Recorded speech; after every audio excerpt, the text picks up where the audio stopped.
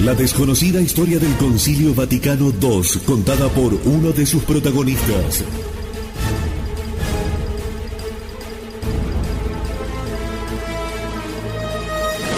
El Rin desemboca en el Tíber, de Ralph Wilson.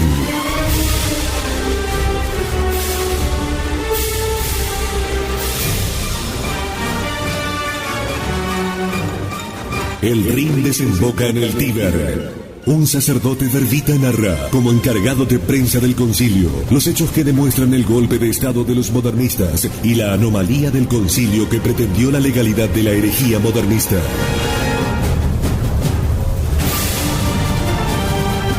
Imprescindible para conocer la historia y entender lo que nos está pasando. El Rin desemboca en el Tíber. En la voz de Fabián Vázquez. A continuación, en Radio Cristiandad. 24 horas para que Cristo reine.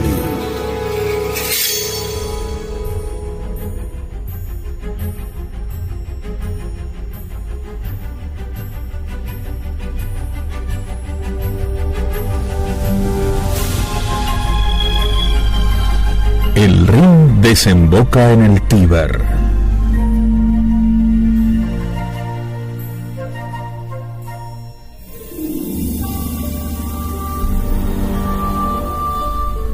Cien años antes del nacimiento de Cristo, Juvenal, en una de sus sátiras, afirmó que el principal río de Siria, el Orontes, había desembocado en el romano Tíber.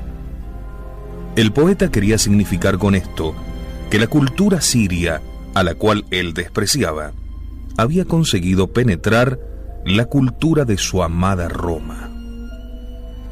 Lo que sucedió desde un punto de vista cultural en tiempos de Juvenal, sucedió en nuestros días desde un punto de vista teológico. Pero esta vez, la influencia llegó de los países bañados por el Rin: Alemania, Austria, Suiza, Francia y Holanda, y también de la vecina Bélgica. Como los cardenales, obispos y teólogos de estos 6 países consiguieron ejercer un influjo predominante sobre el Concilio Vaticano II, he titulado mi libro El Rin desemboca en el Tíber.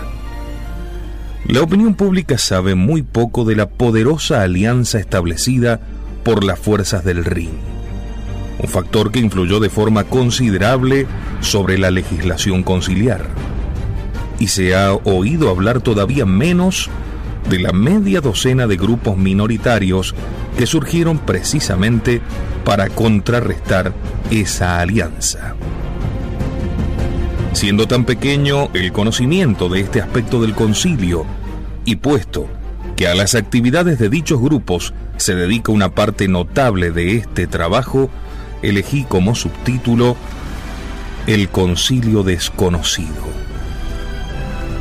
Pocos días después de la apertura, al contemplar la imprecisa información que facilitaba la oficina de prensa del concilio sobre sus debates, comencé a invitar a los padres conciliares a que concediesen ruedas de prensa. Esta actividad evolucionó hacia la constitución de una agencia de noticias plurilingüe, el Divine Word News Service, especializado en informar sobre el concilio con todo detalle. A finales del concilio, teníamos más de 3.100 suscriptores en 108 países. Aunque nunca tuvimos edición en ruso, el Patriarcado de Moscú de la Iglesia Ortodoxa Rusa hacía después su propia traducción de nuestros boletines.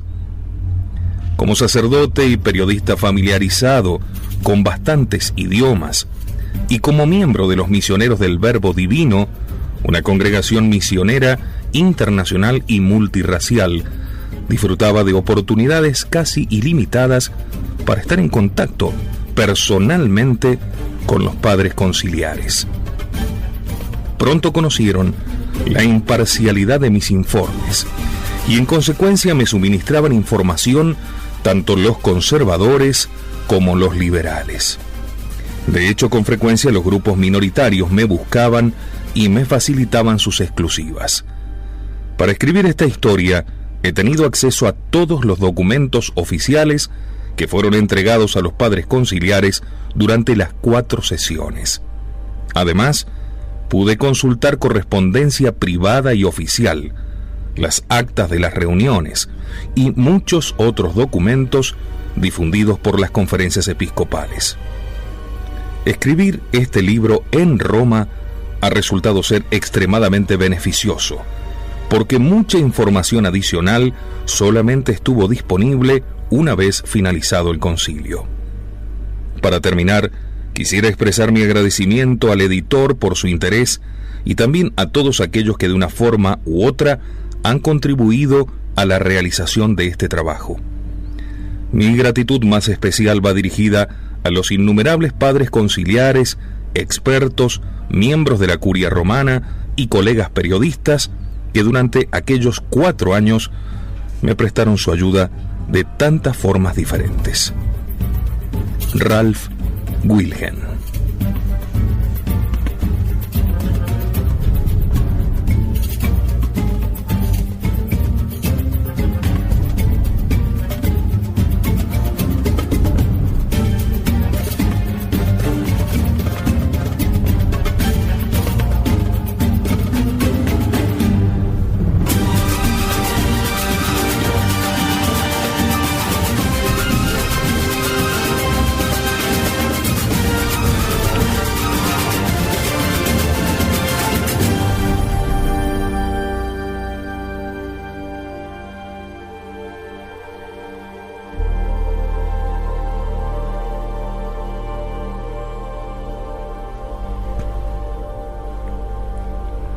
La larga procesión blanca de obispos, con sus mitras y capas pluviales, parecía no acabar nunca. Descendió la escalera real a través de la puerta de bronce hasta la mitad de la plaza. Luego giró hacia la derecha, subió las escaleras y desapareció por la entrada principal de San Pedro. Era el jueves 11 de octubre de 1962, fiesta de la Maternidad Divina de la Santísima Virgen María y jornada de apertura del Concilio Vaticano II.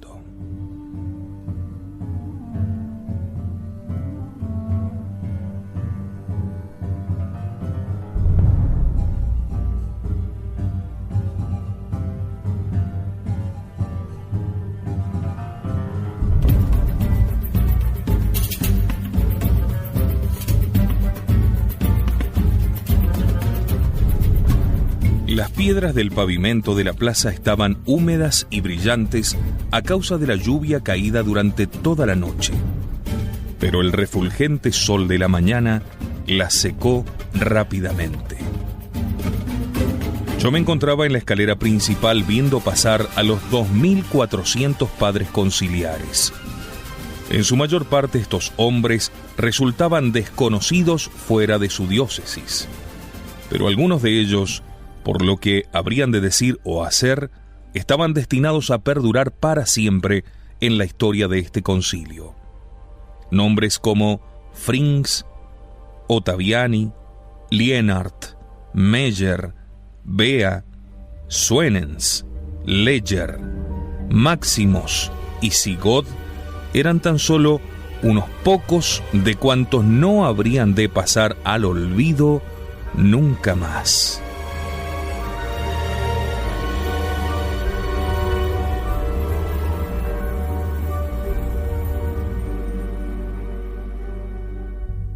No todos los obispos sonreían al pasar. Muchos creían que el concilio se convocaba solo para dar el visto bueno a documentos ya preparados de antemano. Algunos obispos de Estados Unidos habían insinuado que harían acto de presencia durante 2 o 3 semanas y luego volverían a casa. Un alto dignatario eclesiástico informó a los obispos del Paraguay de que todo se había preparado tan bien en Roma que el concilio concluiría muy pronto. Por último, apareció el Papa Juan al final de la procesión, su rostro radiante de alegría. No dejaba de saludar a la multitud, bendiciéndola y aceptando gozoso sus aclamaciones. Porque, por decirlo así, este concilio era su creación. El 21º concilio ecuménico de la historia de la Iglesia Católica y el segundo que se celebraba en el Vaticano. Hacía apenas 3 meses que era papa cuando anunció a 17 atónitos cardenales su intención de convocar un concilio ecuménico.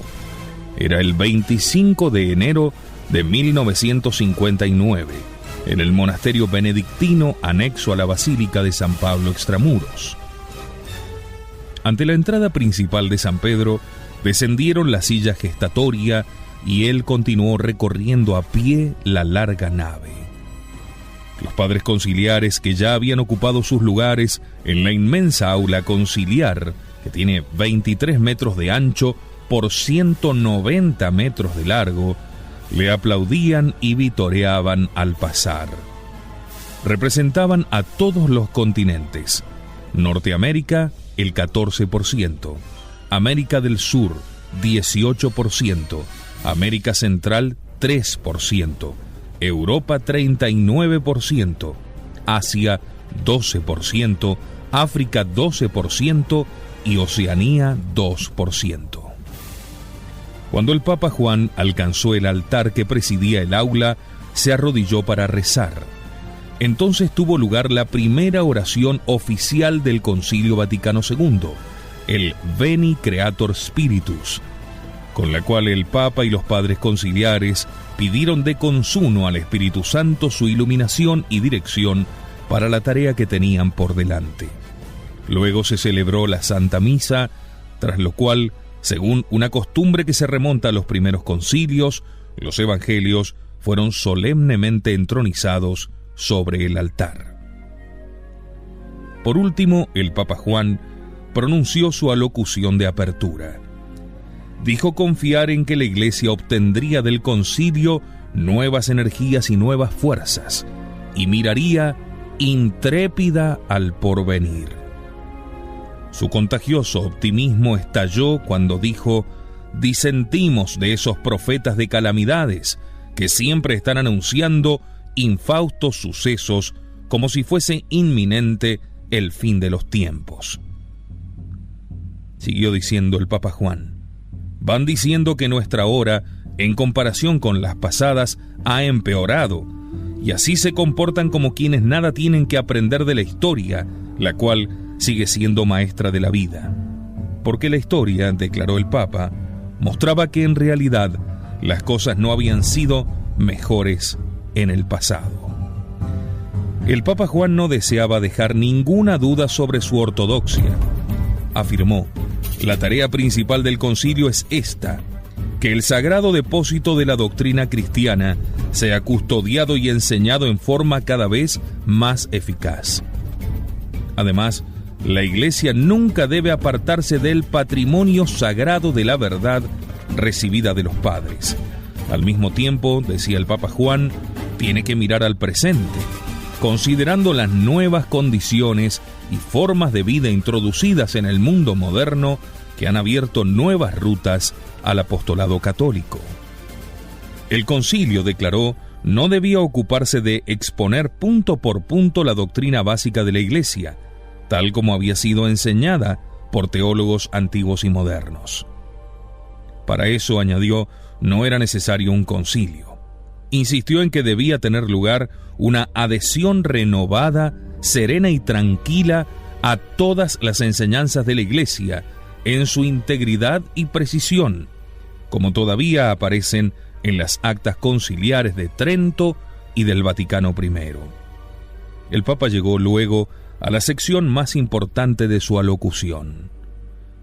El espíritu cristiano, católico y apostólico de todos, espera que se dé un paso adelante hacia una penetración doctrinal y una formación de las conciencias que esté en correspondencia más perfecta con la fidelidad a la auténtica doctrina. Esta doctrina, dijo el Papa, debía ser estudiada y expuesta en conformidad con los métodos de la investigación y con la expresión literaria que exigen los métodos actuales. Una cosa es la sustancia del depositum fidei, otra la manera como se expresa. Insistió en la necesidad de una gran paciencia y una cuidadosa consideración para que las enseñanzas del concilio fuesen de carácter prevalentemente pastoral. Aunque el Papa Juan llamó la atención sobre doctrinas falaces, opiniones, conceptos peligrosos, elaboró su disertación con un optimismo que le caracterizaba. Las ideas del hombre, señaló, cambian según las épocas, y a menudo los errores de una generación concreta desaparecen con tanta rapidez como nacen, como la niebla ante el sol, dijo el Papa Juan. La Iglesia siempre se ha opuesto a los errores, recordó, y frecuentemente los condenó con la mayor severidad. Hoy en día, sin embargo, dice el Papa Juan, la Iglesia prefiere usar de la medicina de la misericordia más que de la severidad. Piensa que hay que remediar a los necesitados mostrándoles la validez de su doctrina sagrada más que condenándolos.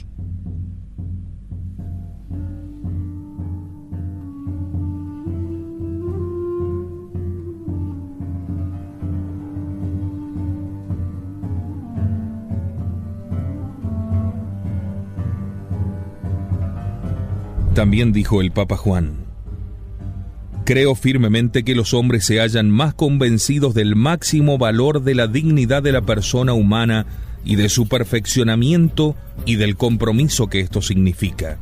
Lo que más cuenta es que la experiencia les ha enseñado que la violencia causada por el poder de las armas y el predominio político de nada sirven para una feliz solución de los graves problemas que les afligen.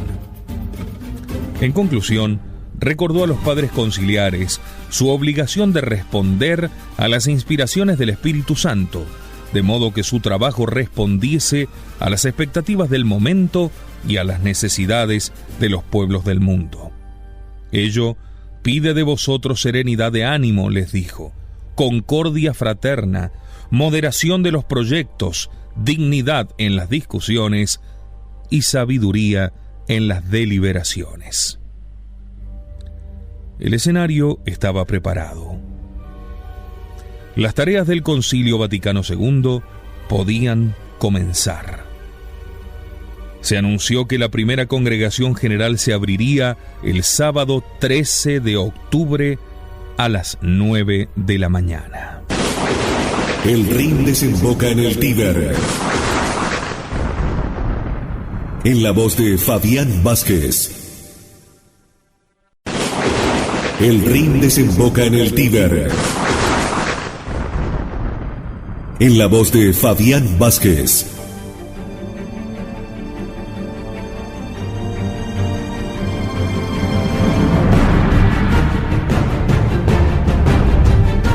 La Alianza Europea.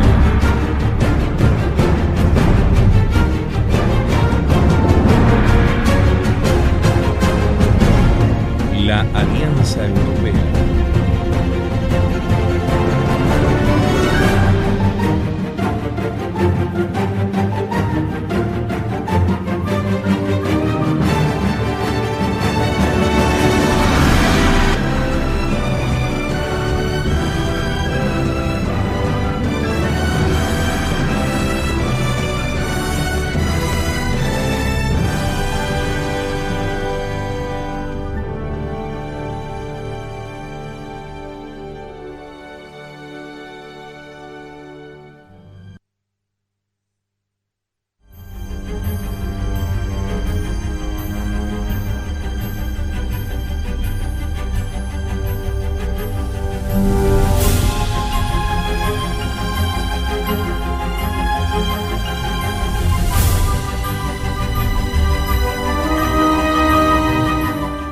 La Alianza Europea.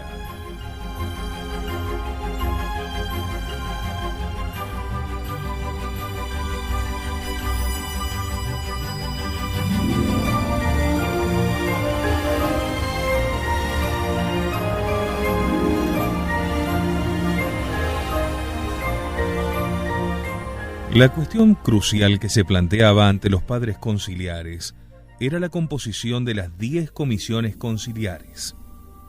Los obispos alemanes discutieron posibles candidatos en la residencia del cardenal Joseph Frings, arzobispo de Colonia en Alemania, de 75 años ya, cuya dinámica cualidad de liderazgo no se veía menoscabada por la debilidad de la edad ni su ceguera parcial. Se suscitó un considerable revuelo cuando alguien informó que la curia romana había preparado una lista de candidatos para distribuirla en el momento de la elección. Con objeto de contrarrestar este movimiento, se propuso que debía permitirse a cada conferencia episcopal nacional nombrar sus propios candidatos para cada comisión. El cardenal Frings, presidente de la Conferencia Episcopal Alemana, supo después que el cardenal Achille Lienhardt, obispo de Lille, de 78 años de edad y presidente de la Conferencia Episcopal Francesa, tenía la misma idea. Los dos cardenales acordaron, pues, un plan de acción.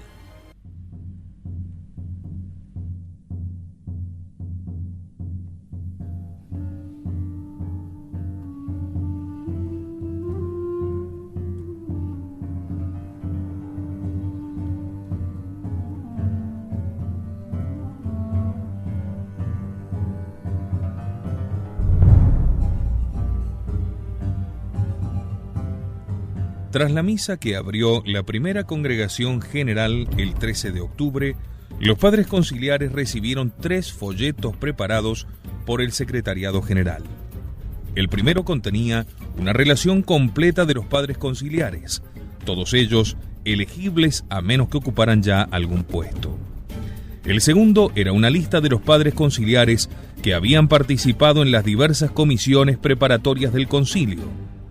Era la denominada lista curial, que había provocado tanta agitación entre los obispos alemanes. Como explicó después el Secretariado General, la lista se preparó simplemente como una ayuda para los padres conciliares, de modo que estos pudiesen ver quiénes tenían ya experiencia en cada área concreta. Pero como todos los miembros de las comisiones preparatorias habían sido designados por la Santa Sede, algunos padres conciliares se sintieron agraviados por esta lista. El tercer folleto incluía 10 páginas con 16 espacios en blanco, numerados consecutivamente en cada página, en los cuales los padres conciliares debían escribir los candidatos de su elección. Cada una de las 10 comisiones conciliares debía estar presidida por un cardenal nombrado por el Papa, y constaban de 24 miembros, 2/3 elegidos por los padres conciliares y 1/3 designado por el Papa. Los nombramientos papales se harían tras el anuncio del resultado de las elecciones. El arzobispo Pericle Felici, secretario general del concilio, se encontraba explicando a la asamblea de padres, en su latín fluido, el procedimiento electoral, cuando el cardenal Lienhardt, que ejercía como uno de los 10 presidentes conciliares, los cuales se asentaban en una larga mesa presidiendo el aula conciliar, se levantó de su asiento y pidió la palabra. Expresó su convicción de que los padres conciliares necesitaban más tiempo para estudiar la cualificación de los diversos candidatos.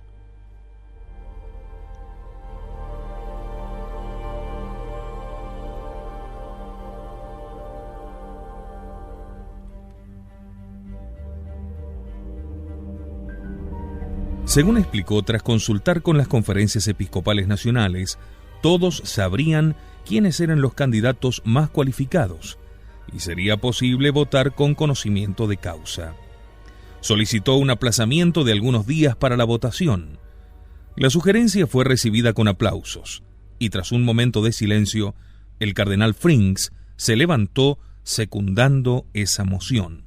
Claro, también él fue aplaudido.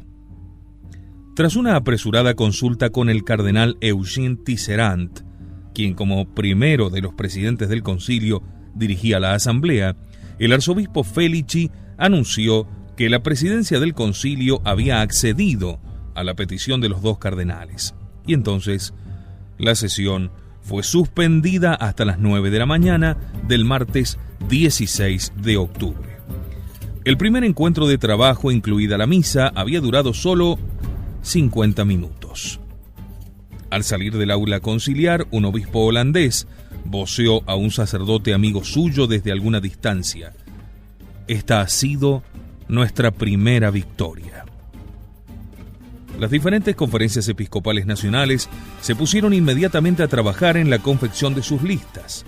Los obispos alemanes y austríacos, dados sus lazos lingüísticos, decidieron establecer una lista combinada. Los dos cardenales alemanes no eran elegibles por ser el cardenal Frings, miembro de la presidencia del concilio, y el cardenal Julius Daphner de Múnich, miembro del secretariado de Asuntos Extraordinarios del concilio. Sin embargo, el cardenal Franciscus Koenig de Viena, que no ocupaba ningún puesto en el concilio, quedaría pronto ubicado a la cabeza de la lista de candidatos a la comisión más importante de todas, la Comisión Teológica. Al finalizar las discusiones, el grupo germano-austríaco disponía de una lista de 27 candidatos, 3 austríacos, 23 alemanes y un obispo de Indonesia, nacido en Holanda, que había recibido su formación litúrgica en Alemania y Austria. Otras conferencias episcopales preparaban sus listas de modo similar. Canadá tenía 12 candidatos, Estados Unidos 21, Argentina 10, Italia 50. Los superiores generales presentaron a 6 de sus miembros para la comisión de religiosos y 1 para cada una de las demás comisiones.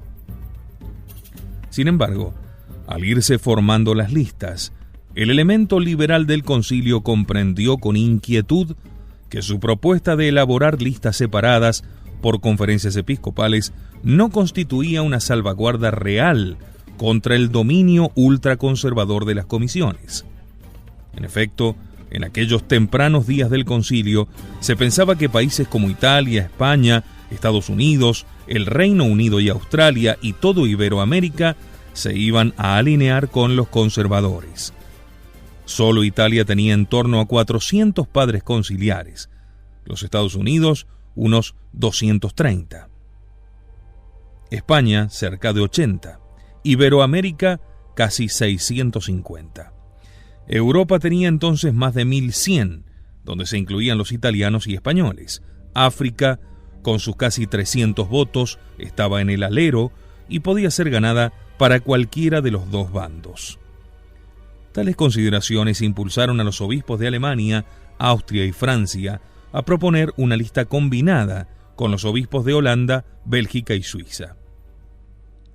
Al mismo tiempo, el obispo holandés Joseph Blumhuis, quien regía la diócesis de Mwanza en Tanzania, junto con el arzobispo Jean Soa de Yaoundé en Camerún, nacido en África, se habían ocupado de organizar a los obispos del África anglófona y francófona. Ellos ofrecieron su lista de candidatos al grupo encabezado por el cardenal Frings, asegurando así numerosos votos africanos.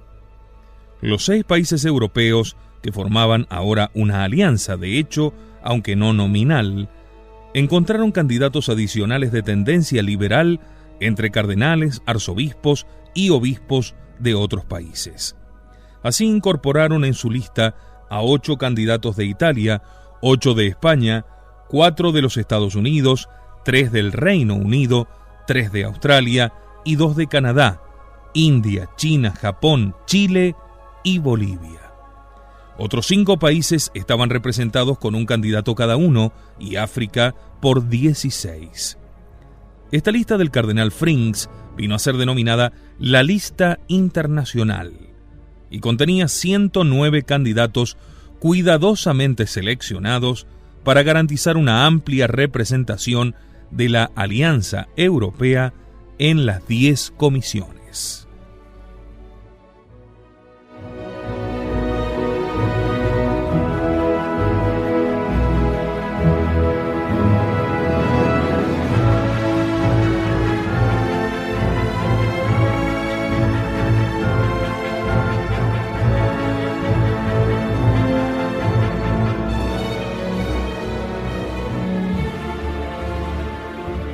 La tarde del lunes 15 de octubre, al menos 34 listas distintas de candidatos se habían preparado y entregado al secretario general del concilio, quien las hizo imprimir en un folleto de 28 páginas, titulado Listas de padres conciliares propuestos por las conferencias episcopales para la elección de las comisiones conciliares. Enorme título.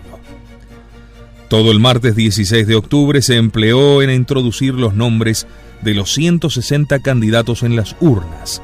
Del escrutinio, trabajo tedioso, pues existían unos 380.000 nombres escritos a mano. Se encargó el alumnado del Pontificio Colegio de la Urbe. En la tercera congregación general, el sábado 20 de octubre, el secretario general anunció que el Papa Juan, a propuesta de la presidencia del concilio, había derogado el artículo 39 del reglamento del concilio, que exigía mayoría absoluta, la mitad más uno, en todas las elecciones. Ahora bastaba la mayoría relativa, y los 16 padres conciliares que recibiesen el mayor número de votos para cada comisión se considerarían elegidos para ella. El resultado de estas elecciones fue notablemente satisfactorio para la Alianza Europea. De los 109 candidatos presentados por la Alianza, fueron elegidos 79, lo que suponía un 49% de los puestos. Cuando se proclamaron los nombramientos papales, estos incluían 8 candidatos más de los adelantados por la Alianza Europea. Los candidatos de la Alianza constituían entonces el 50% de los miembros elegidos para la Comisión Teológica, que era la más importante. En la Comisión Litúrgica, la Alianza tenía una mayoría de 12-4 entre los miembros electos y de 14-11 una vez que se realizaron las designaciones papales. 8 de cada 10 candidatos propuestos por la Alianza Europea ocuparon un puesto en las comisiones, 8 de cada 10. Alemania y Francia estaban representadas en todas las comisiones, salvo en una. Alemania tenía 11 representantes, Francia 10. Holanda y Bélgica obtuvieron 4 puestos cada una, Austria 3 y Suiza 1. Pero el resultado de la elección no satisfizo a todos. Uno de los obispos africanos dijo que se había sobreentendido que a cambio del apoyo africano para todos los candidatos de la Alianza, en la Comisión Teológica, la Alianza apoyaría a todos los candidatos africanos para la Comisión de las Misiones. Sin embargo, se quejaba ahora, solo 3 de los 9 candidatos de África habían sido elegidos. Por otra parte, no fue elegido ninguno de los 15 superiores generales propuestos como candidatos por la Conferencia de Superiores Generales, aunque representaban a comunidades sobremanera competentes en liturgia, educación, misiones y vida religiosa. En el último momento, se anunció que el Papa Juan nombraría 9 miembros para cada comisión, en lugar de los 8 previstos en el reglamento. De los 90 que designó, 8 eran superiores generales. De los 250 padres conciliares elegidos o nombrados para las 10 comisiones conciliares, 154, es decir, el 62%, habían trabajado en una comisión preparatoria y por lo tanto tenían experiencia previa. Tras esta elección, no parecía demasiado difícil prever qué grupo estaba lo bastante organizado como para liderar el Concilio Vaticano II. Señores, el Rin había comenzado a desembocar en el Tíber.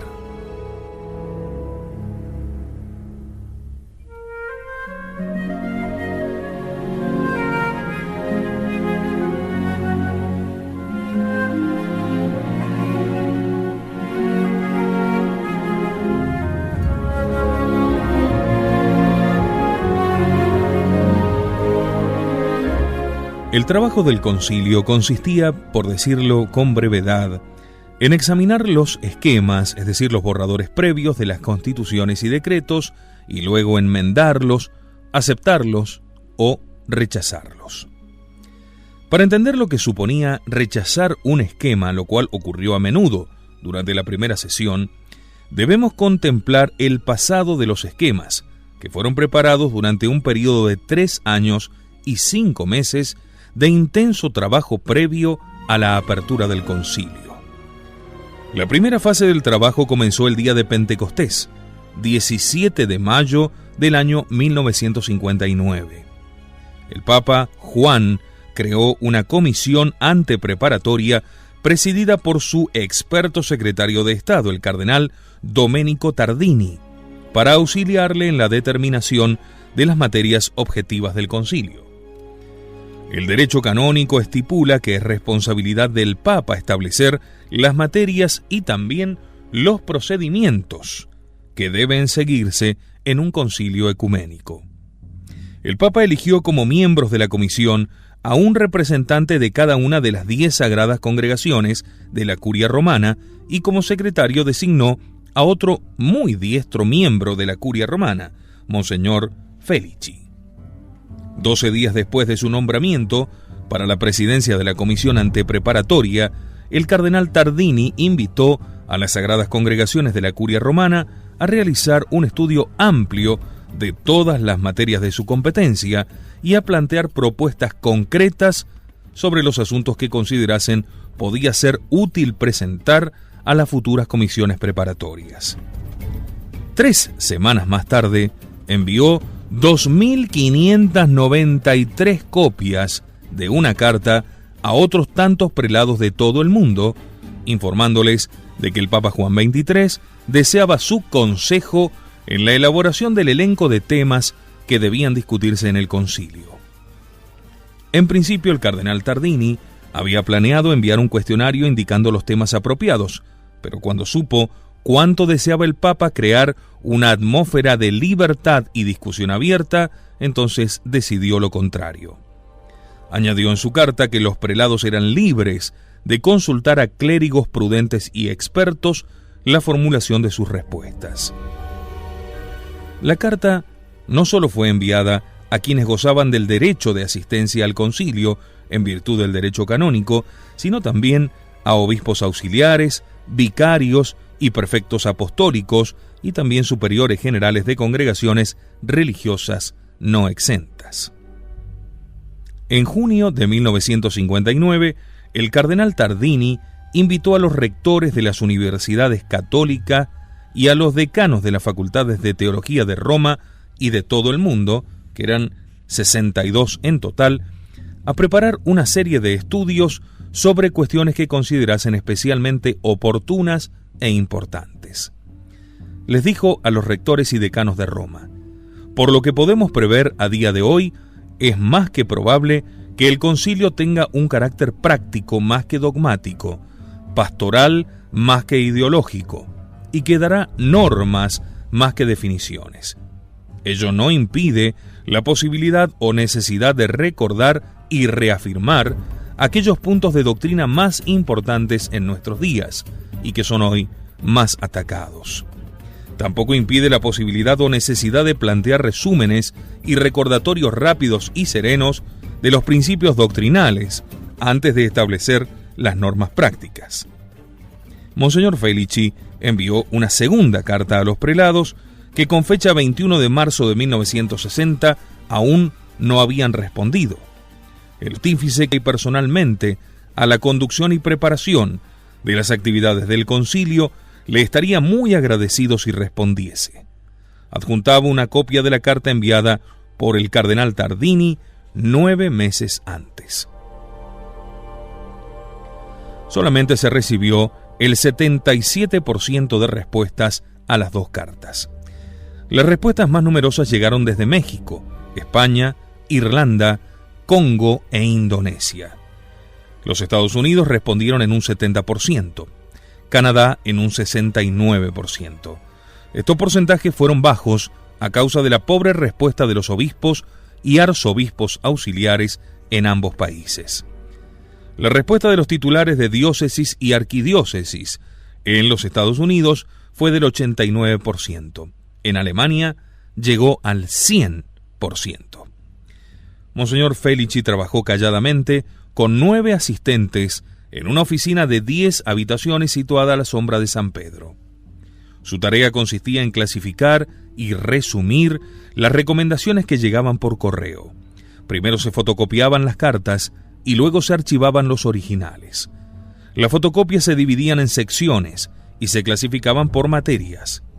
El Papa Juan afirmó más tarde que seguía personalmente estas labores llevadas a cabo con exactitud y cuidado, y que había examinado el modo más atento todas las sugerencias de los obispos, las propuestas de las sagradas congregaciones de la Curia Romana y los deseos y estudios especiales presentados por las universidades católicas.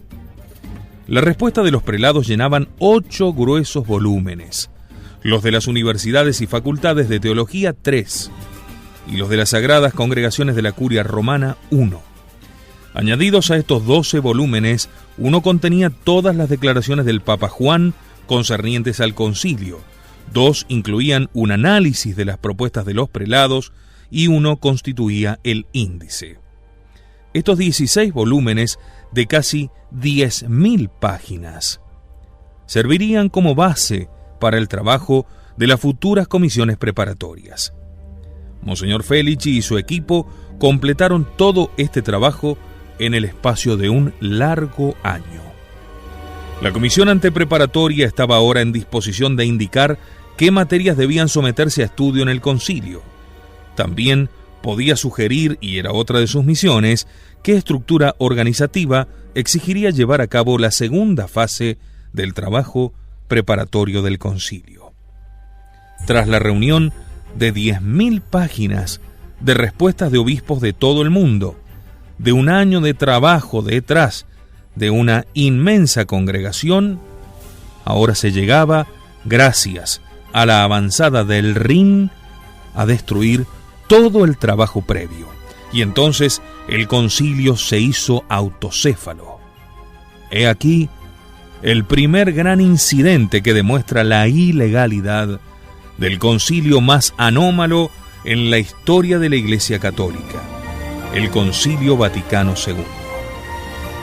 Ya el Rin comenzaba a desembocar en el Tíber. Muchas gracias por su compañía.